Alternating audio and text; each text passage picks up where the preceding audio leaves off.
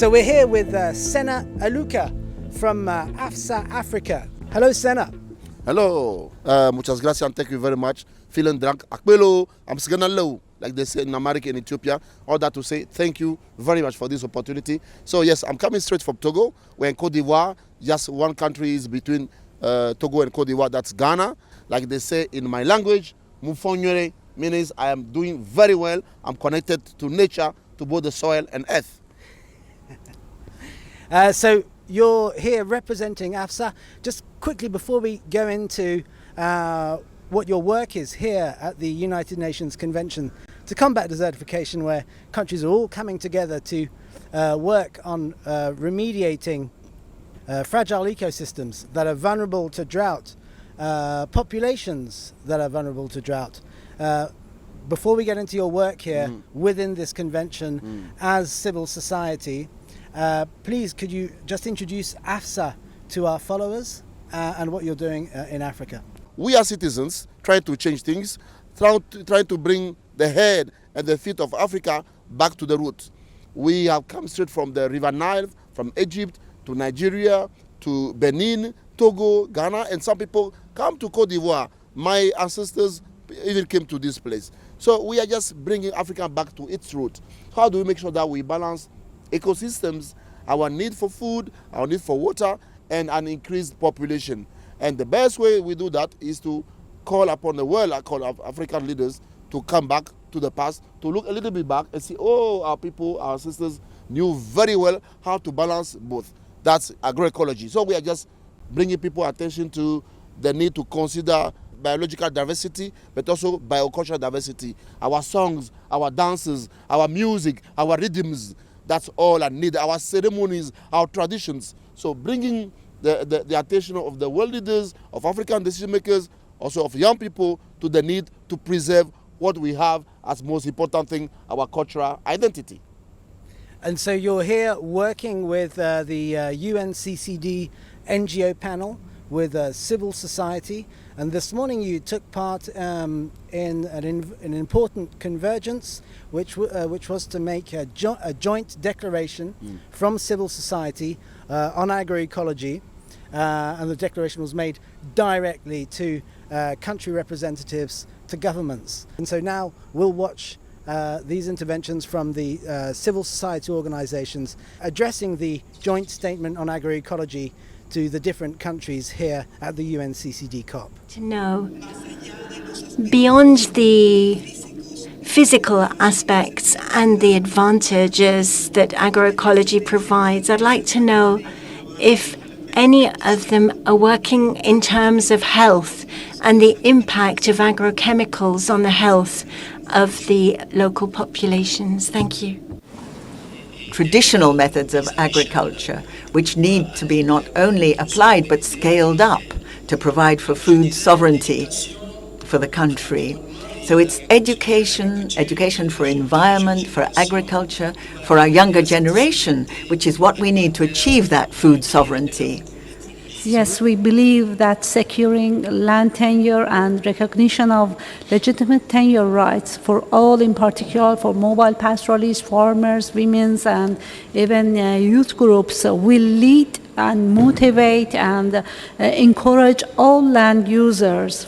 So we need agroecology to be seen as an appropriate response to food insecurity, an appropriate response to drought, climate change, and economic challenges, particularly in terms of farmers' independence. And requests for clear policy support on biocultural diversity conservation, because for smallholder farmers, where the majority of food sources come from, agroecology cannot be seen in separation from biological and cultural diversity. Thank you, Mr. President. So there we are. That was the CSO speaking at the UNCCD COP. Now, what's next? What's next on the agenda? Yes, we put forward several recommendations, as you could hear in the various speeches, various interventions. Interventions from Africa, Latin America, from Europe, from America, but also from us as civil society, citizens of the world. Recommendation about the need to provide funding to agroecology, to support youth agroecology enterprises, to support regeneration projects all across the continent, to ensure that there's land, therefore, earmarked for women and for young people. We recommended that there's some additional research so that we can have evidence to show to these scientists or those people who don't really believe in agroecology that today agroecology has, to some extent, a higher yield, we can get more harvest from agroecology farm than conventional farming. But also we sent a strong message to the private sector. There was this Syngenta director who 1 week earlier said that because of population growth, there should be less investment, or well, organic agriculture should be discontinued. I don't want to say it's bullshit, sorry, but I don't think it's a total insult to those small-scale farmers who are actually feeding the planet. Who is feeding the planet? It's not those big companies. It's not those McDonald's. It's the small-scale farmers who just want small plot. Those women out there climbing the mountain, they are the one feeding the world. So those kind of conversations, we said, stop that. Don't make this UN convention space be, booked for those kind of conversations for those kind of private sector. Of course, we want to work with the private sector, but the progressive, open-minded, responsible private sector. That's the way forward for civil society. We need to be there. We are waiting for the final conclusions. And if it's okay, we applaud. If not, they will hear our resounding noise in the room.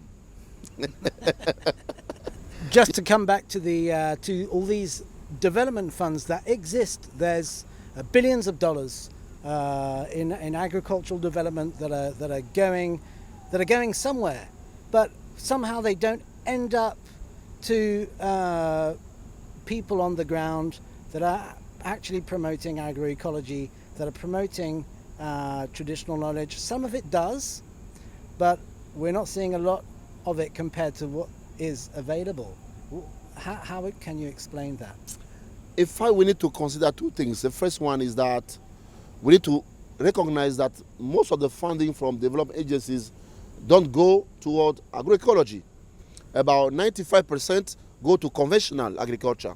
So that's agriculture based on pesticide, chemical fertilizers, and also those important seeds. Agroecology is taking just part of the money. But now even that small part of the money that's going to agroecology, I agree with you that some is not very properly used, because we are in a transition area, that transition time. Now that people are learning how to support those small stakeholders.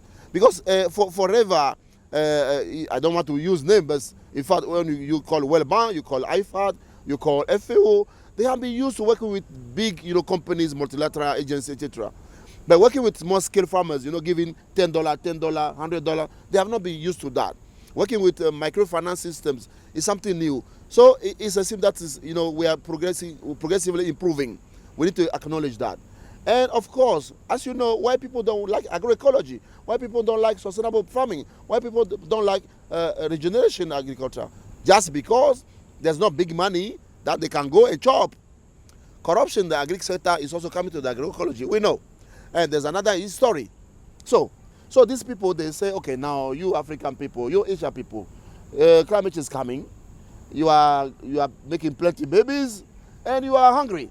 So we are going to propose you something new. They call it climate smart agriculture. And they say it's also agroecology.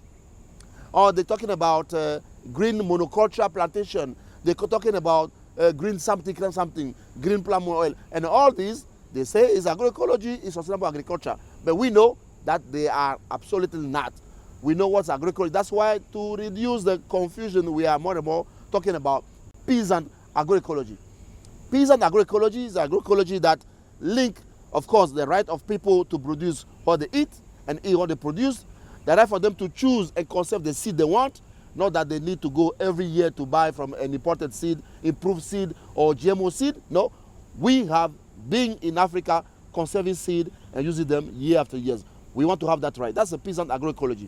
It's an agricultural system that allows the space for women that value the traditional knowledge, that know how to do a landscape approach. Not just go here, do a small project. No. Have a holistic, what they call ecosystem-based approach.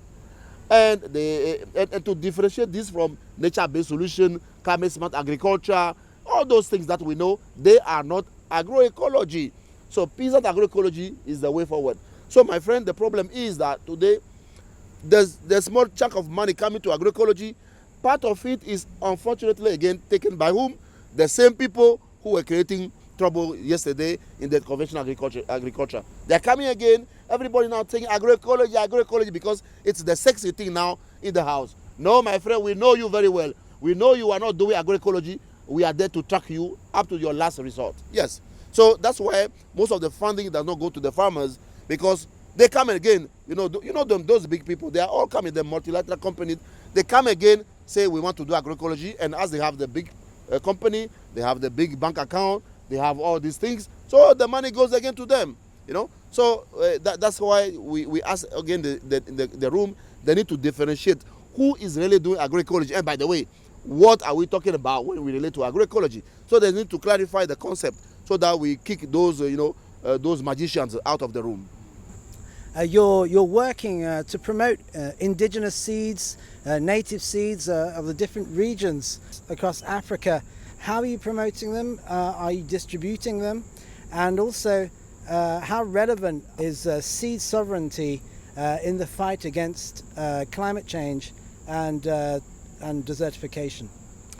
Well, that's a quite very interesting conversation we had at the Committee for Food Security of the FAO, but also a discussion we had during the Colonivia joint work negotiations on agriculture during the climate change negotiations. The same discussion we're having here in Abidjan. How did we obtain seed? We take seed from the best grains in the farm that we keep in our house, in the hut, and then we put some small fire. We keep them in a warm place so that we plant them the next season. And at times we exchange that seed with other seeds from all over the world. That's how you can see some of the seed from Africa, in Latin America, or elsewhere in Asia. So farmers used to exchange seeds, and that's normal. But today something is happening because of this biotechnology people, because of these genetically modified companies. And you guess what? You know what, my friend? Last month, Kenya criminalized the capacity for farmers to keep their seed, exchange it, store it, or even sell it. I don't know how to I can call it that. A country like Kenya, say if you go to your farm and you take seed, you keep it at home, and you want to give to someone else, or you want to sell it during the when time comes to sow, you can go to jail. That's totally unacceptable on this continent, Africa. And all this was pushed by this biosafety protocol that was taken by African Union and pushed by those big World Bank, Bill and Melinda Gates foundations, those big FDC people, because they want to control everything. Why do they want to control everything? Tell me what you eat, I will tell you who are you following. In my village called Chico, they make sure there's a road. I keep telling my friends, if they build roads up to your village, to your farm, the most remote farm, the most remote, community, they bring a road there. It's not because they want you to take your product to the market. No. Because they want to send you tomato from China. They want to send you rice from Thailand. They want to send you chicken from Turkey. They want to send you millet from France. They want to send you everything up to the community. My people can sit down there and do nothing. And there's food. You go to the market and everything's already pre-cooked. And what people don't know, my friends, dear friends, the problem of this world is not about quantity. We have already enough for everybody. It's greed, it's capitalism that's causing all the problem. Africa can feed the whole world. Cote d'Ivoire alone can feed the whole West Africa. Nigeria alone as a country can feed the whole sub-Saharan Africa. Nigeria alone. So it's not about quantity, it's about unequal distribution. It's about lack of support for small-scale farmers. It's about all these burdens that they have put, so that if you want to sell your maize in the US, there are a lot of not technological tariff that they put there. You have to pay again and again, and a lot of taxes. Those are distorting the market. How can I produce rice in my village and you take rice from somewhere far away, like Asia, and you bring it to my village after 10,000 kilometers and three airplanes, but your rice is still cheaper than mine? That's unacceptable. So those subsidies are killing the market. That's the problem. So it's not about quantity. It's not about high yield. No. Now we are talking about health. We talk about nutrition. We are talking about balance. Coronavirus is there, my friends. Who are those who suffer from coronavirus? Are those people who are chopping, who are eating polluted food, everything cooked, everything canned. Those are the ones who die from coronavirus. Why did Africa and Asia, to some extent, support or survive most? Because our food system is more local, it's more indigenous. So I don't know what next is coming after coronavirus, but you can be sure something else is coming. So go agroecology, go organic farming, go natural. Well, let's hope that the next thing is coming is agroecology, especially for Africa, where it can be scaled up. AFSA are working with many partners through Africa. You're proliferating information. We can sign up to your organization. We can sign up to your newsletter. How can we follow your work? How can we follow AFSA? It's very easy. You can just go to Twitter. We have a Twitter account. You type AFSA. You write Alliance for Food Sovereignty in Africa, and you'll see our tweet is there. You can go to our Facebook page. You can write to us, afsa@afsa.org, and you can have access to a whole range of documentations. And we are inviting partners, friends, citizens from all over the world, support our work, support the work of all NGOs, small-scale farmers, community-based organizations, and wide networks like the Alliance for Food Sovereignty in Africa that are working to connect farmers, that are working to connect big alliances, that are working to connect like-minded organizations together to make sure that the food we eat today does not spoil, does not jeopardize the future of our children. Thank you, Sena. Thank you. You are welcome. Thank you.